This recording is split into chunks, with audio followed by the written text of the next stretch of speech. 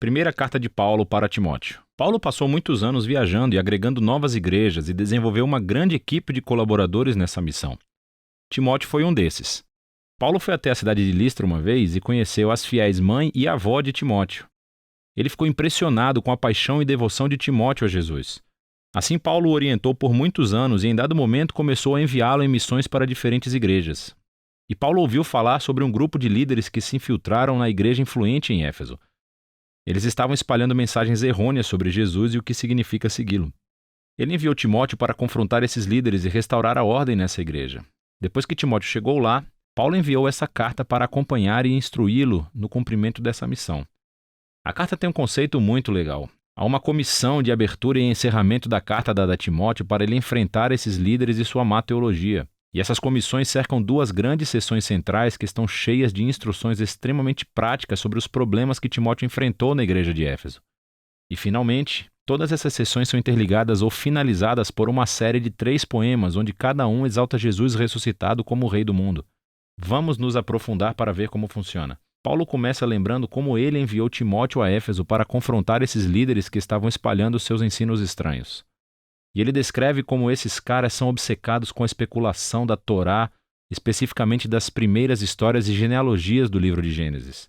E como veremos, eles desenvolveram todo tipo de ensinos estranhos sobre comida, casamento e sexo que não eram consistentes com os ensinamentos de Jesus ou dos apóstolos. Ele até nomeia alguma dessas pessoas, como Alexandre e Himeneu, e descreve como o ensino deles dividiu a igreja e gerou controvérsia. E Paulo diz que esse é realmente o primeiro sinal claro de que o seu ensino é distorcido. Quando o ensino cristão genuíno é seguido, é fiel ao caminho de Jesus e resulta em amor e fé genuína. Ele diz que, de qualquer maneira, o propósito da Torá não é alimentar a especulação. Pelo contrário, o seu propósito é expor a verdade sobre a condição humana, como aconteceu com Paulo.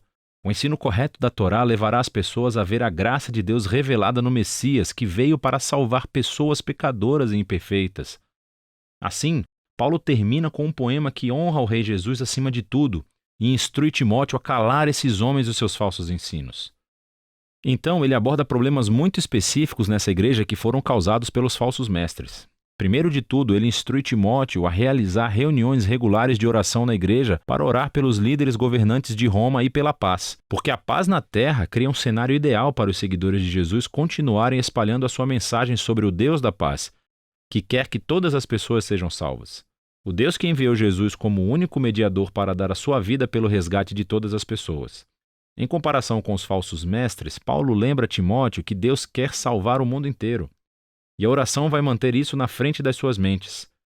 Paulo também aborda problemas relacionados com homens e mulheres que estão sendo influenciados por esses líderes corruptos de Éfeso.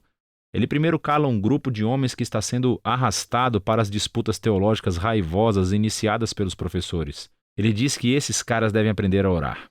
Então ele confronta um grupo de mulheres ricas na igreja que estavam tratando as reuniões de domingo como um desfile de moda. Elas se vestiam de maneira tão sofisticada que envergonhavam a maioria das pessoas que não podiam pagar por um guarda-roupa daquele. E não apenas isso, mas algumas dessas mulheres também estavam usurpando posições de liderança na igreja. E estavam ensinando aos outros a má teologia dos professores corruptos. Então Paulo cala essas mulheres. Ele diz que elas não devem ensinar ou liderar na igreja. Então ele prossegue para explorar a história de Adão e Eva e a serpente de Gênesis capítulo 3. Agora, essa é uma daquelas partes da carta de Paulo onde, como Pedro disse, é meio difícil de entender o que ele quer dizer. Existem muitas opiniões diferentes sobre o que Paulo quis dizer aqui. Alguns acham que Paulo está proibindo as mulheres de ensinar ou liderar homens em qualquer igreja, e que seus comentários sobre Adão e Eva se referem a como Deus ordenou que somente os homens sejam líderes na igreja. Há outros que pensam que Paulo está proibindo as mulheres de terem autoridade de liderança sobre os homens de uma igreja. Mas que, uma vez educadas, as mulheres devem e podem ensinar como líderes em uma igreja sob a liderança masculina. E há ainda outros que pensam que Paulo está proibindo as mulheres somente em Éfeso, e que os seus comentários sobre Adão e Eva são uma comparação de como essas mulheres foram enganadas pelos falsos professores. Qualquer que seja a sua opinião, para Paulo, está claro que essas mulheres efésias precisam estar sob a liderança de Timóteo e obter uma educação teológica adequada. E o objetivo é ajudá-las a crescer para que um dia possam se tornar as ministras de destaque que Paulo menciona em outras cartas, como Febe, Júnias ou Priscila. Paulo continua abordando essa crise na liderança. E ele chama Timóteo para nomear uma equipe pequena e saudável de maridos e pais que irão agir como anciãos ou administradores para a igreja. Esses devem ser homens de caráter e integridade excepcionais e trabalharão ao lado de uma equipe de diáconos. É uma palavra grega que significa servo.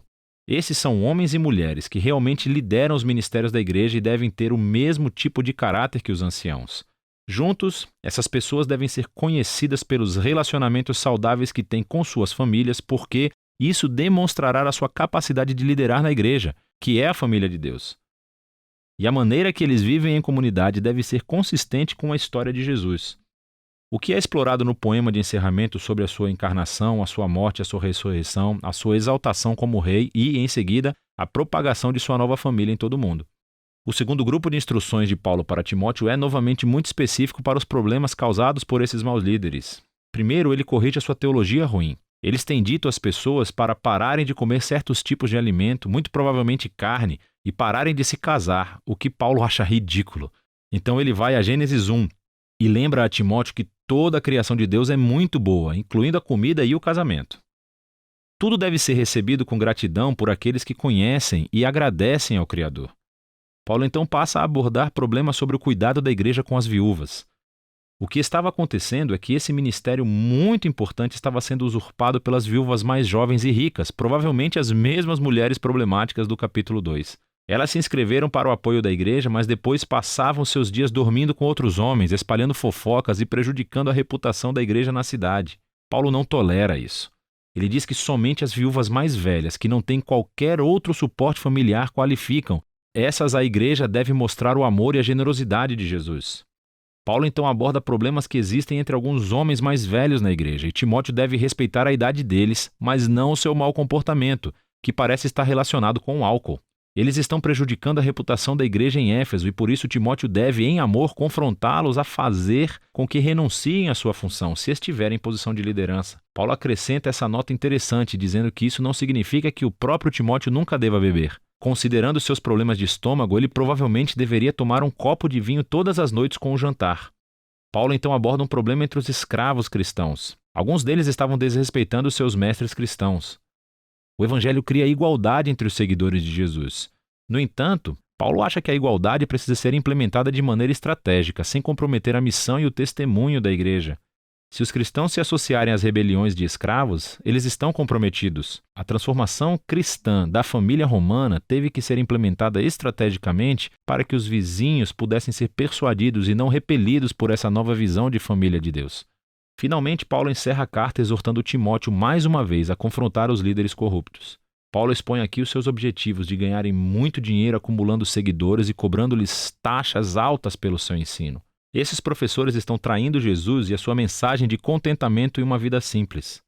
Assim, Paulo instrui os ricos cristãos de Éfeso a se tornarem ricos em boas obras e generosidade, para serem pessoas que submetem todos os seus recursos ao Rei Jesus. E é ele quem inspira o poema final sobre como ele é verdadeiro rei acima de todos os outros reis. 1 Timóteo é uma carta muito importante. Ela nos ajuda a ter uma visão holística da natureza e missão da igreja. Então, aquilo em que uma comunidade de Jesus acredita irá influenciar diretamente como essa comunidade vive e se comporta em sua cidade. Assim, a sua teologia, as crenças, devem ser constantemente criticadas e formadas pela Escritura e pelas boas novas de Jesus. E a maneira como a igreja é vista pelo público é algo também muito importante para Paulo. Todos os cristãos devem ser conhecidos como pessoas cheias de integridade, conhecidas por boas obras, conhecidas por servir os pobres e os mais vulneráveis, e tudo isso por devoção ao Rei Jesus que foi ressuscitado. É disso que se trata 1 Timóteo.